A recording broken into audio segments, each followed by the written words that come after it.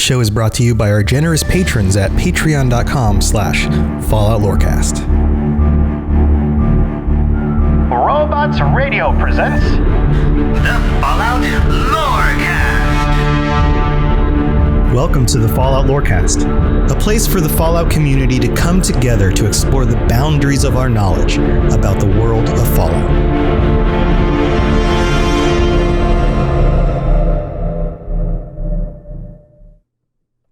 Courier says that I should do an entire show, so here I am. I'm BuddyBot. Nice to meet you. This is the Fallout Lorecast, and I'm BuddyBot, and I'm the best one, and I'm gonna do the whole show all by myself. BuddyBot, you're not going to do the whole show all by yourself. Lainey and I are going to do the show, and just because Courier said it was a good idea doesn't mean it was a good idea. I don't know. I think it's a good idea. I don't think so. So, welcome to the Fallout Lorecast. This is not the BuddyBot show. This is the Fallout Lorecast, and I'm your host, Tom, or Robots. You can call me either. And I'm here with my co-host, Lainey/Neos Pandora. Welcome. Can I call you Pandora? Can I call you Lainey Pandora? Lainey Pandora. Neos Lainey? Neos Lainey. How you doing? How's things? Good.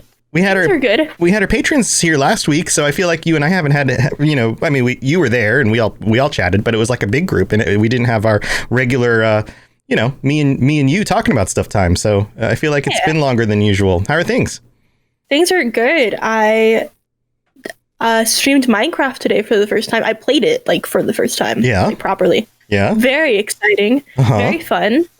Which edition of Minecraft? Because they've got the old Java one and then got the new one now. So I have the Bedrock one, which is the newer one, because I got it really with the intention. Well, my roommate got it for me. He wants to play it with me and CJ. So the three of us are going to play together, and it's cross-platform, which is nice because we have 2 computers and 3 people. So one of us is going to have to hop on the PlayStation. Yeah.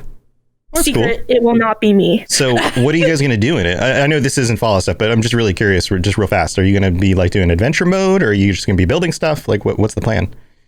I don't know what we're going to do together, but for me today, I just tried it for the first time. And so I built myself a little dirt hut that got exploded by a creeper. And then, yeah, that's what creepers do. Yeah. They explode stuff.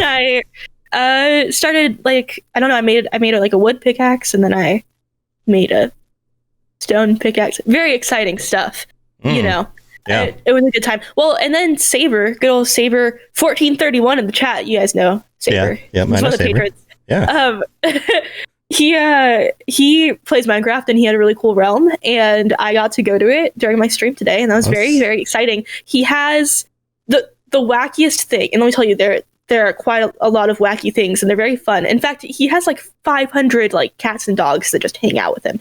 Whoa! But the wackiest thing was he has this he's turned it into a machine. It spawns squids and fish that go through the water, and then they hit something and they die, and then he has chests that once he opens them, they're just full of fish and stuff. So it's a fish factory. Okay. Yeah, so he's got a fish factory. He has That's super weird. He has a chicken one too that it cooks the chicken. That's crazy. Saber, that is crazy. I don't have Minecraft, but maybe I need to get it and then I can come visit. That leads me to the thought that we should soon at some point be getting pets in Fallout 76, which would be super cool. I think they're going to start with simple pets, but I don't know. I haven't heard a whole lot about it, but we probably will be getting pets at some point. But that's not the topic for today's show, friends. Today's show, we're going to talk about something much more darker. The raider group, the Blood Eagles in Fallout 76. That is the topic for this week, and they are pretty freaking messed up. I don't know if you guys have done much more than just, kill them when they get in the way in the game. But there's a lot going on there, and if you haven't done the Beckett stuff, the companion you can get for your camp, then you probably haven't delved too far into them. But there's some really, really cool stuff that we can get into there. Holy crap, Fenwa! Thank you for the subscription. Welcome. Thank you for being here and for subscribing. That is awesome.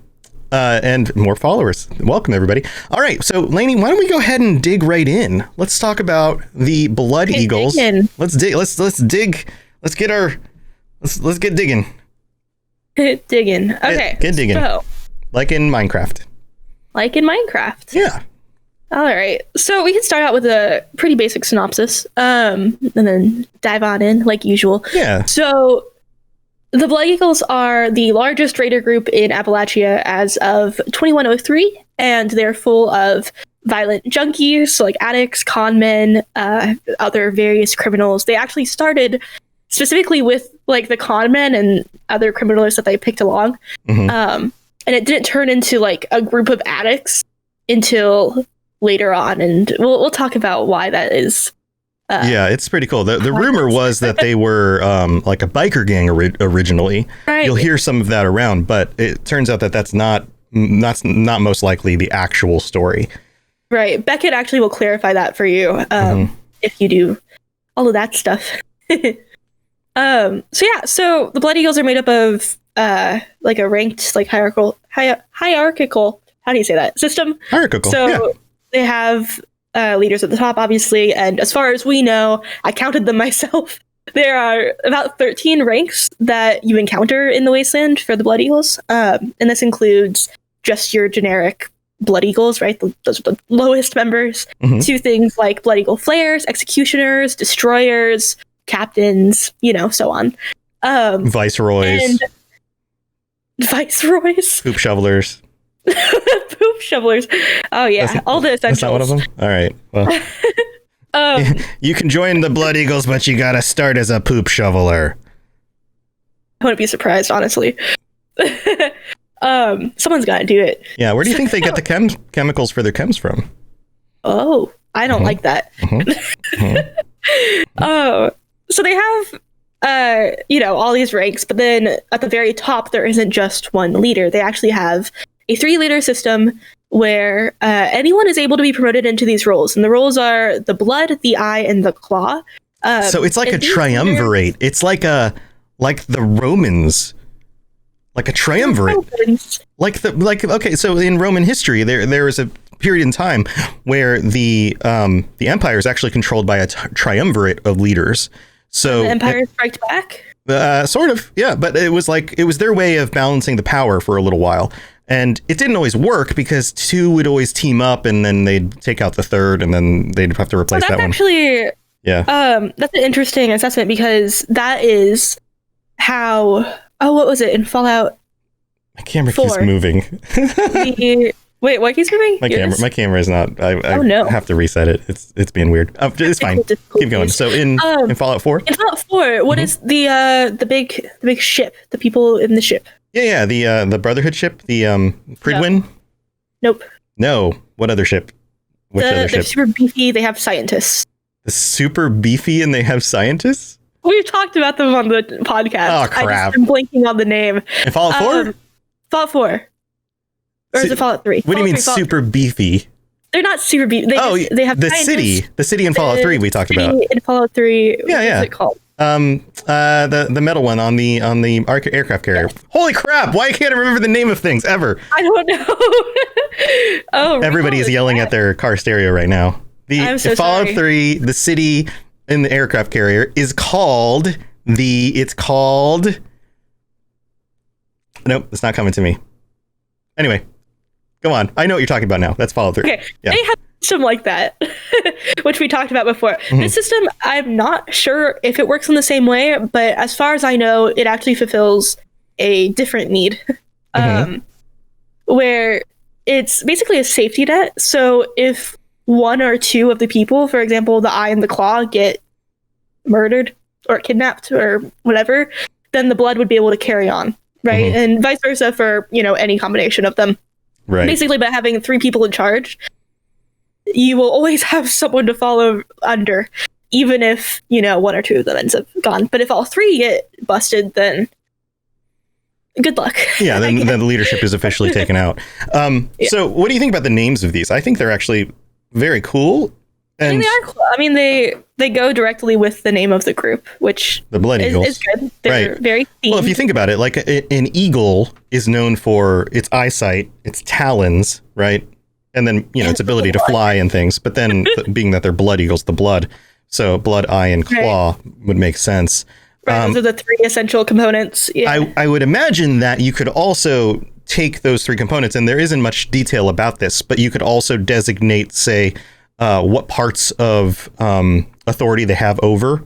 So, for example, the Claw could be a group that is more militaristic, maybe the group that goes out and fights or defends the Raider group. The Eye, that makes sense for a group that's more reconnaissance, right? And then the Blood Scouts would be like internal workings of the group. So you could actually probably even divide it that way too across the leadership. So I don't know for sure that that's what they do because we don't have enough information about them to know that, but it would make sense by those titles that may actually be the case. Right.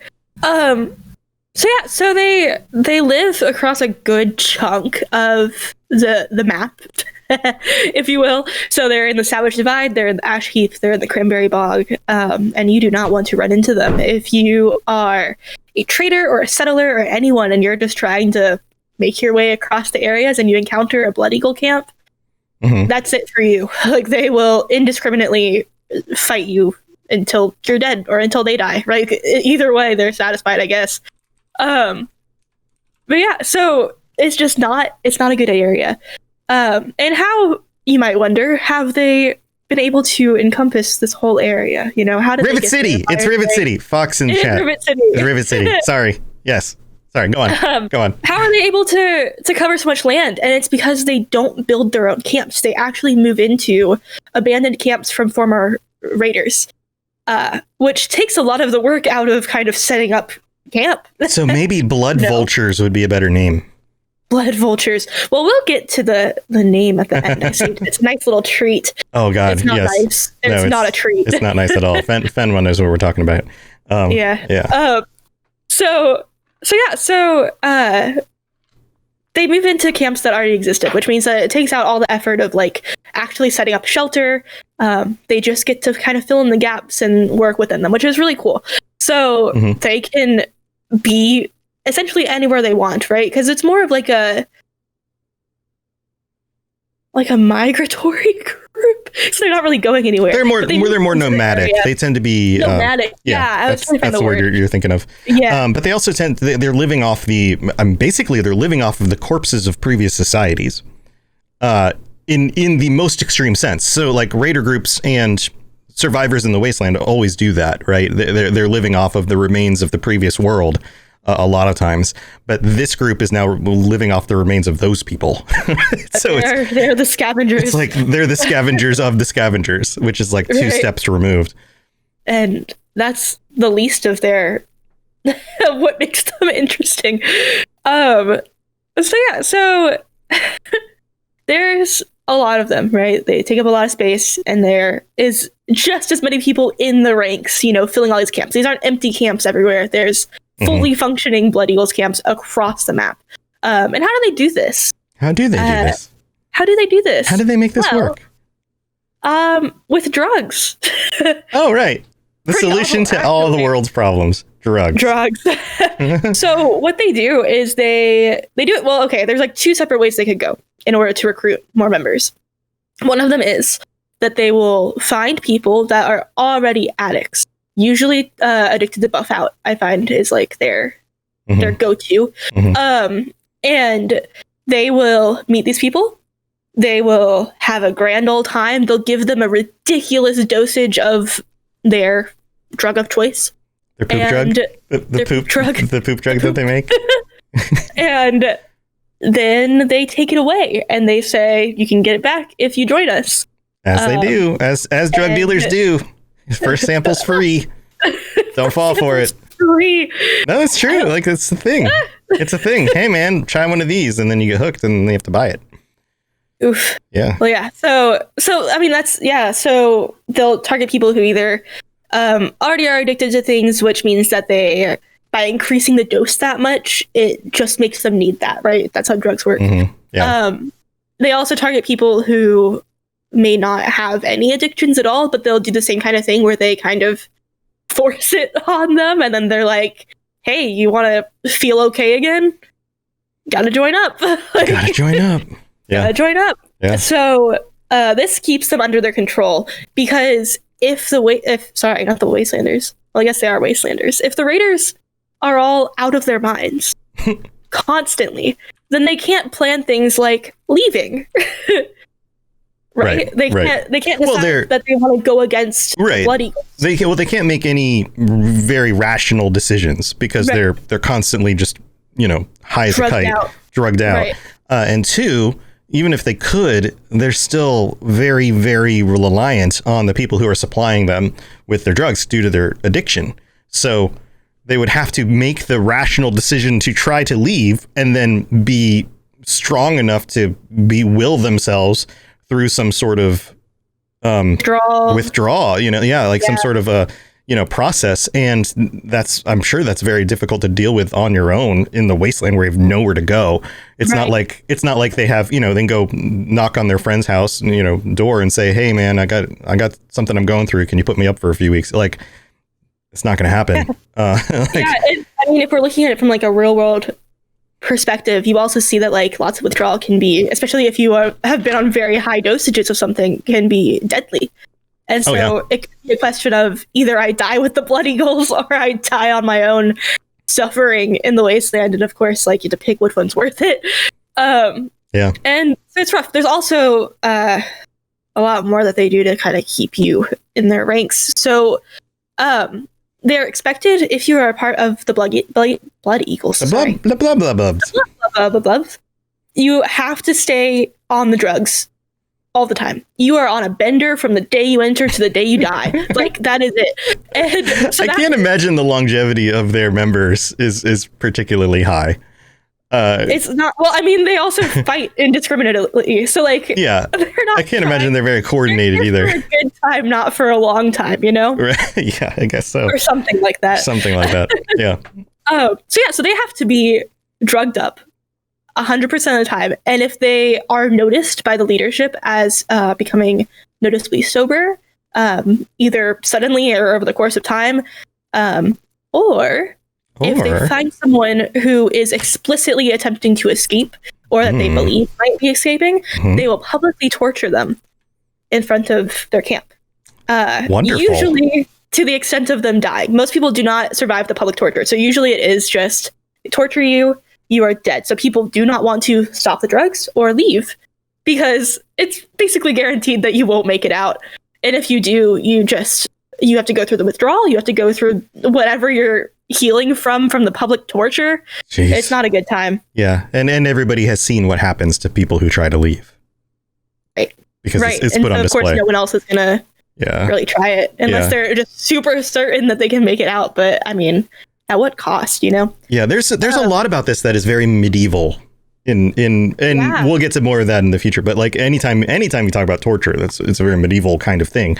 But classical too. You've got a triumvirate of leaders. You have a lot of torture. You have public torture. You have these rule systems that are keeping everybody in their place and required to, need the establishment in order to, not get killed, just to get their drugs to keep going because that's the rules. It's very, it's very dark. It is very dark.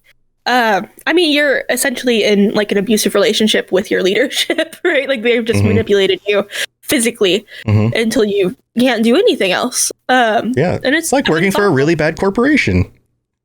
It is like working for a really bad corporation. And that's actually a perfect parallel because the only way in this group to really like get any relief, because you can't leave, is that you just have to like obey and work really hard and hopefully move up in rank until maybe you're able to kind of, get a chance to be clear-headed and make actual decisions.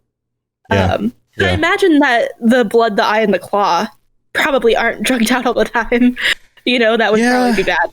It's, you'd have to wonder, how do you, if you've moved up through the ranks in order to get there, you've got to be addicted anyway, right? I mean, are they just taking lower doses in order to not feel totally out of it, but still not go through withdrawal? Like, how do you even manage that? Yeah, I don't know. That seems, I don't know. The whole thing just seems like it's once you fall into this, it's just a terrible spiral into your own death, right? Through either just the terrible things you do as a raider, or too many drugs, or not being taken care of. Like when you're around a bunch of other people who are just drugged up all the time, and you fall into a situation where you need help. Like, you can't rely on the people around you. Mutant hound is chewing on my leg, and everyone just laughs. Like at some point you're just gonna die. Like it's yeah. It's a rough situation for sure. Yeah. So, anything else about that, or is it time to take our middle break? And Lainey's having her typical connection issues. Isn't that funny? Completely new internet, completely new place. Still connection issues. All right, you're back. For you. Yep. Are we good to move to the mid break? For sure. All right, let's do it. Hello there, old chap. Good to see another of General Atomic's finest, still eager to serve. So here we are in the middle of the show. This is the part of the show where I get to thank our patrons for being freaking awesome. You guys are the best. Thank you so much. We are now above the $500 amount. And assuming that everybody re-ups for this month, because it is the 1st, it is February 1st. And if they all re-up for the month, we'll stay above that 500 amount. And if we do that for like 2 months in a row, that means I absolutely have to get my Fallout tattoo, which is freaking crazy. Absolutely crazy. You guys are amazing. Also, I have to call out 4 of our tier 5 patrons. 4 tier 5 patrons. Amelia R, Justin S, Matt B, and Zemnis Nightwolf, our new one. Thank you so much. You guys are amazing. Thank you for supporting the show. And we just had our patron episode last week, and we had a bunch of our tier 4 and higher patrons on, and we're going to do that again at the end of this month. So if you'd like to join them, check out patreon.com/FalloutLorecast for info on that, or even just signing up at the bottom level in order to make sure that you get episodes early and ad-free, and the extended version of the episodes. All that stuff goes to everybody who signs up. So go check that out. And thank you again to all of our patrons. If you have any questions about Nuka World, I'd be delighted to answer them. So let's see. We've got some more things, and I think it just kind of gets darker from here. Especially by the end of this discussion. But yeah, so that's all like those are all the most intense parts. But we're gonna top it off with a little cherry on top. Yeah, at the very end. Very end. But let's talk about the Blood Eagle. So they don't just rely on their human membership in order to carry things out in the wasteland. What else do they have going on? No. So they have acquired robots and animals to help. Mm-hmm. And not just like a couple Mr. Gutsies, not just like some mongrels. Like they have fully trained dogs helping them that they'll send ahead when they want to scout an area, or if they are about to enter an encounter, they will send the dogs ahead, right? And so they, obviously don't care about the dogs at all, but right. The dogs are a tool for them. They are basically a war creature, right? There's something that dogs. Probably, but they're trained, and they're dangerous, and they're violent. They probably keep them in pens, and they're very dangerous. There is so I've gone through the whole Beckett quest, like stories quest stuff, and you deal with the Blood Eagles a lot because he was part of this gang. And I'm not going to spoil the way this stuff works, the way the story goes, and how that comes about. But there are instances where you have to fight Blood Eagles, and there is a specific stronghold I remember where I was picking them off from a distance with my sniper rifle, and I'm like, pow, blow your head off. And of course they're like, where is he? And they start coming after me. And before I know it, dogs, like that is exactly what happens, is they sick the dogs out for you. So the people up in their stronghold start kind of shooting down at you, trying to figure out where you are. And while I'm looking at that, next thing I know, I'm huddled behind like a little barricade and kind of poking at them while they're trying to shoot me. And then all of a sudden I'm just surrounded by dogs. And that's exactly what they did, which is smart. Like it's really a smart way to. Dogs run very quickly. They can root you out of an area. All of a sudden you're running around trying to deal with the dogs, and you're not aware of what's going on with the raiders. And now the raiders are getting closer with their guns. It's a really smart combination. And it makes sense why hunters use dogs and guns, because the dogs can root out the prey and the hunters can shoot them. And it's the same exact thing here. So they have the dogs, and like I mentioned, they have robots. And they, so in the human factions that you encounter, you don't usually find, like, you find some people working with dogs occasionally. Super mutants. Yeah, they have the big mutant hounds. They're mutant hounds. Right. But in terms of most human factions, you don't really encounter people with like robot armies or trained dogs as much.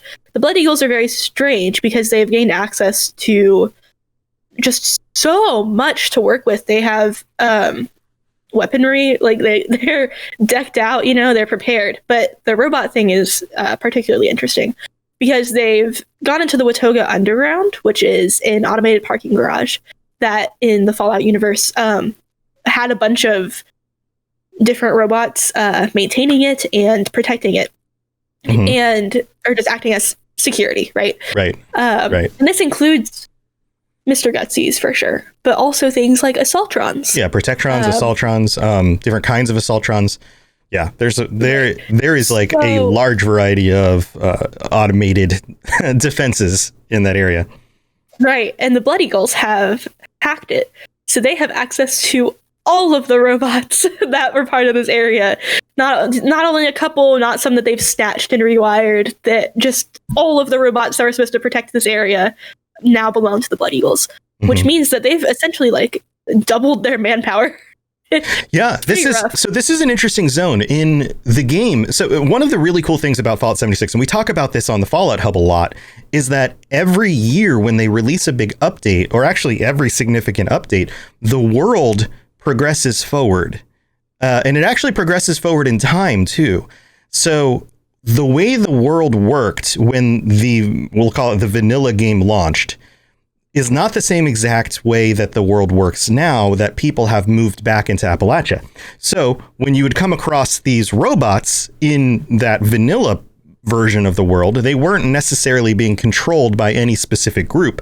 They were kind of malfunctioning, and they were reacting to protecting Watoga and the city, and they were just kind of doing their things. And I don't know a whole lot about what was going on there because it doesn't exist anymore in that regard.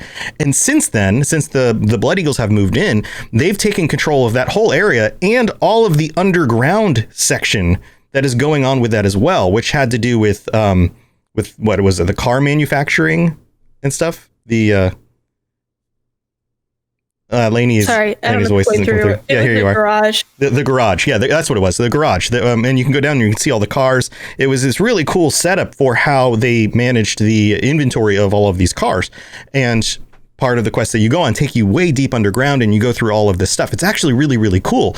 And it's actually a very large area, but the Blood Eagles are now the ones in control of all of those robots. So you're never going to see a version of this world, this Watoga, again, that isn't controlled by the Blood Eagles, unless, of course, the story progresses and due to our actions in the game, the Blood Eagles are rooted out and that area changes ownership or is no longer owned. Who knows? But that's what's so cool about this game is that when you get in now, you're going to see a state of the world that will not be the same a year from now. Things are going to change. It's really cool to be part of something that is actively evolving like that. Yeah, it is really cool. All right, so they've got dogs, they've got robots. What else do you have going on here? They also have, clearly they're well equipped. I mentioned that they have really good firearms. They also have power armor, and their power armor is decorated in the Blood Eagle colors, of course, which is just red. Red for blood. Is red. I like the way their stuff looks because it looks really cool. It's got that I like the Raider aesthetic, but I don't necessarily like the whole torturing people and making them do lots of drugs. That's not really my thing. Not ideal. Not ideal. So yeah, they also, they're smart. That's what's so weird is that they have a lot of precautions. It must be the people at the top that were just here's everything all at once that you're going to be doing and working with and your equipment and everything, because I cannot imagine that a bunch of drug-addled randos could just set all this up. So they also have these pretty incredible alarm systems, which, you can find alarms in lots of games, and they work just like alarms do in most games, where if you encounter a blood eagle and they have time to make it to the alarm, it will trigger and alert everyone in the area. Yeah, it's a very similar mechanic to like the Far Cry games. I think Assassin's Creed does it, and Dishonored does it. Yeah, it's a pretty common mechanic. And I hadn't thought about that because it just seems so natural to me that was a thing. But it is very much a function of something they specifically do. It's like the super mutants don't do it, like Scorch don't do it, but the Blood Eagles will sound the alarm. Right, and they will. And luckily, though, because of the way that it functions as a game mechanic, you can stealth your way through it. If you're able to take them out before they can reach the alarm, then you can make it through, and you're actually more likely to survive, especially if you're a lower level and maybe you don't have a whole lot of ammo. Right, or you're like a stealth build that's squishy and trying to take things out without being seen. Right. Yeah. Because if you're the kind of person who just charges in, you will be swamped. They will come after you with everything they got. Yeah, they send your dogs after you. Yep. Yeah, and maybe robots. For sure. So, all right. So they seem like a pretty terrible group. That they can't get any more terrible than that, right? Like that's it, right? I mean, Blood Eagle doesn't mean anything else. Now that I think of it. So someone hinted at this earlier. Who was it? Do you remember in the chat who talked about it? I've lost it. But this was hinted at in the chat if you guys have been already watching. But for anyone who's listening, as a proper podcast like you do, this is a secret. Mm-hmm. So, a Blood Eagle. Let's get into it. Okay. In Norse history, this was a Viking thing. It was a form This is super gross, by the way. Super gross. If you're squeamish, honestly, you may want to skip this. But yes, yeah, super gross. This is the end. You can leave. No hard feelings at all. So it's a form of torture where they open up your back. I don't know why I'm motioning. I'm like, here's a demonstration. They open up your back. They separate your rib cage from the spine, open you up, and then they take your lungs and they pull them out your back so that you look like a bird, an eagle. Like you have wings. Like your lungs become wings that are out of you. Like they sever your ribs so that they could pull the lungs out. Oh, you're a Blood Eagle. What? Whose freaking idea was this? And then why did it catch on? I mean, it's terrible. It is terrible.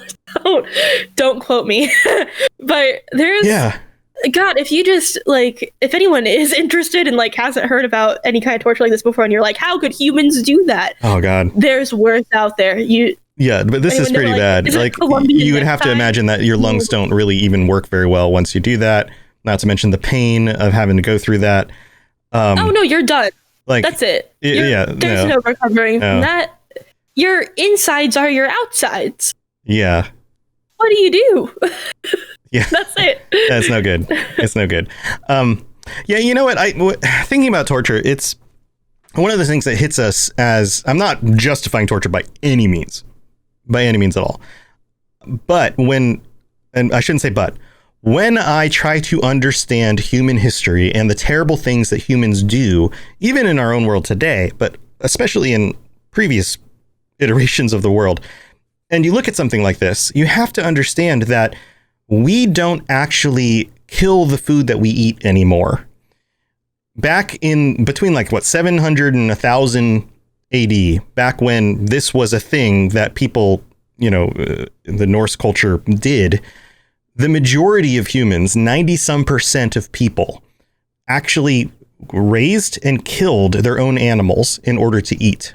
So they were constantly butchering things. They knew from a very early age what things looked like when you chop them up. They dealt with blood all the time. They dealt with the organs on things all the time. They were skinning animals and chopping the meat off and pulling the internal organs out. Lots of animals are incredibly similar to our body in the way that their organs are laid out. Yeah. That seems crazy. You could be like, oh, these people eat pigs. How could they possibly know? I'm not saying Blood Eagles eat pigs. Sure, but sure. Random people eat pigs. How could they possibly know the anatomy of a human in order to do crazy Right. torture. Yeah, but It's the same. It's the same we look inside. very similar. Yeah, and any mammal is going to have lungs, it's going to have a heart, it's going to have a liver, it's going to have a stomach, it's going to have intestines.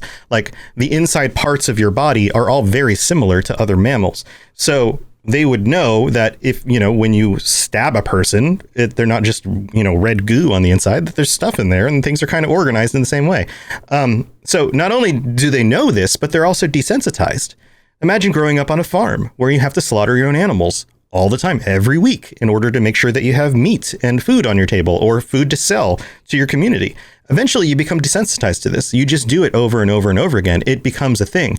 And the other thing that happens in human psychology is we often define our enemies as other. We see them as lesser than us, like an animal. And this is a very common thing. And we have to break this. We still have to fight this in our own psyche today. This idea that people we disagree with, even just disagree with, not even our mortal enemies with and have been warring with for years, people we disagree with, we tend to dehumanize. And in a society where you have been warring with people and people have been killing the people that you care about and you're at war with them, it's very easy, and they look different than you and they've come from a different place and they speak a different language. It's very easy to dehumanize them, to think of them as animals. And if you think of them as animals, then maybe you can do the things that you do to animals to them. And so therefore these kinds of things come about. And it's not a justification by any means. It's just an understanding of how this may have been something that wasn't so far-fetched in the past, but that today seems absolutely crazy. Many of us today see a spider on the wall and we're like, I don't want to squish it, it'll be gross. Like I don't squish the spider, or we run over something in our car and we're like, I hit a bird. It's so gross. But it's not the same thing to people who grow up on farms. Even in the 20th century, by the middle of the 20th century, by World War II, half the population was still farming. That was half the population. Like it's only these last few decades where everything's moved away from that and farming has become so efficient that such a small percentage of the population actually does it. And even when they do it, it's often desensitized. We use machines. We don't necessarily use people in all of those roles. So anyway, just Something kind of really cracks me up. a long description of that. Yeah, go ahead. People who when people are talking about unsolved crimes or anything where there was some sort of gruesome murder, right? Mm-hmm.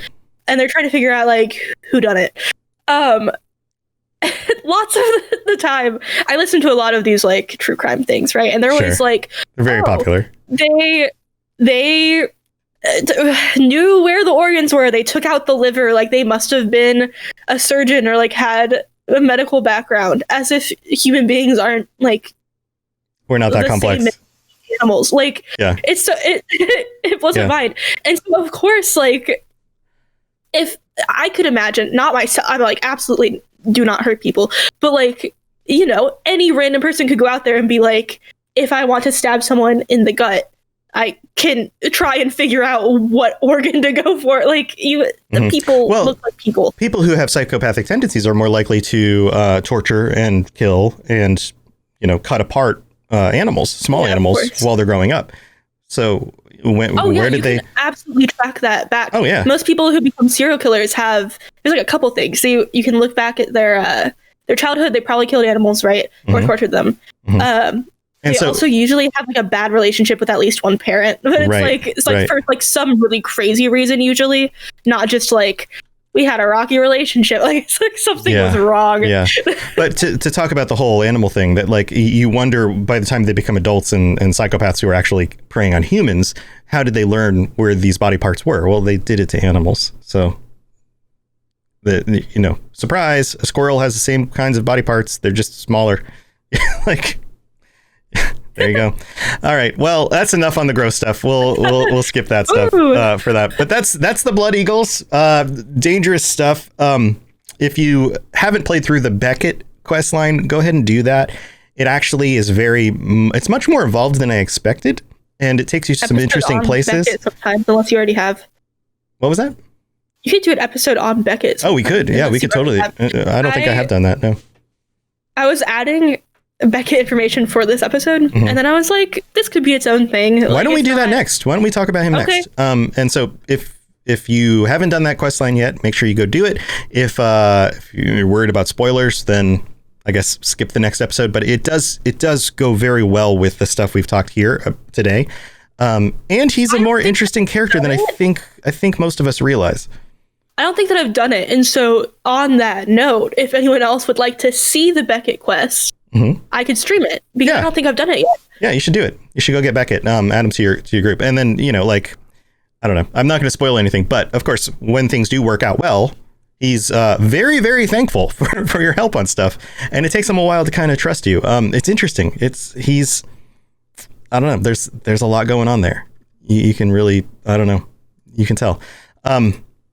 Hopefully they continue to flesh out some of these companion characters more in future updates as well. I think it would be really cool for them to not just have one little storyline and then they turn into your just regular camp person.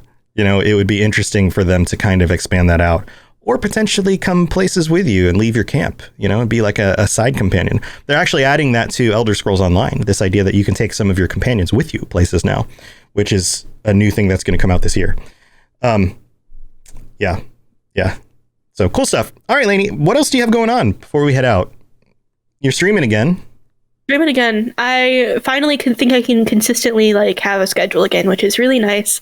Right now, that looks to me like Monday, Tuesday, and then a Friday or a Saturday or both. So it's gonna be 3 to 4 days a week, Monday, Tuesday, and then Friday, Saturday, ? Cool. So if you are free those days, it's usually during the daytime on the East Coast. So either sometime between 10 a.m. and noon is usually when I get started. And then we just go as long as we go. So you guys are all welcome to join at any time. I'd love to have you. Go check out our stuff. I've been doing my stuff. I've got all my shows, robotsradio.net. The network is growing. We actually have 5 Rocket Club shows on the network. These are new and upcoming shows that I'm helping grow their ability to not only to create podcasts, but also to market their shows and get them launched right on the right foot. So if you're interested in joining us, we have one more slot open for right now. I might expand it in the future, but I think having 6 people representing 6 different shows on a weekly call where we go over stuff it's pretty much as full as I want it to be until I decide to expand that and add some more time to focus on those things. But you can check that stuff out at robotsradio.net/rocket-club. And I've got my other shows, and I try as often as I can to stream during the day to do some of my work streams. You can be my work buddy while I edit podcasts and do things like that. Today, my son was doing some science project stuff, and I had to kind of be back and forth a lot. So I worked on things, but then ran out of the room, and then worked on things and ran out of the room. So it was kind of a busy day. It didn't make sense to stream. So that's what I've got going on. But definitely check out everything going on at robotsradio.net and come back next week for our live show, Monday nights, twitch.tv/robotsradio, 9 p.m. Eastern, 6 p.m. Pacific. And we will see you guys next time. Have a wonderful rest of your week. And until next time, don't go taking drugs and killing people. That's not a good idea. Chasing waterfalls. Sorry, I cut out. Don't go chasing waterfalls. Don't go chasing waterfalls either. Don't go chasing... We're gonna get DMCA'd on Twitch while we sing this. Check out robotsradio.net. Also, look up the Robots Radio YouTube for videos about Fallout and other things. And check us out on Twitter, twitter.com/robotsradio. You've been listening to a Robots Radio podcast. Smart shows for interesting people. Check out all the shows at robotsradio.net.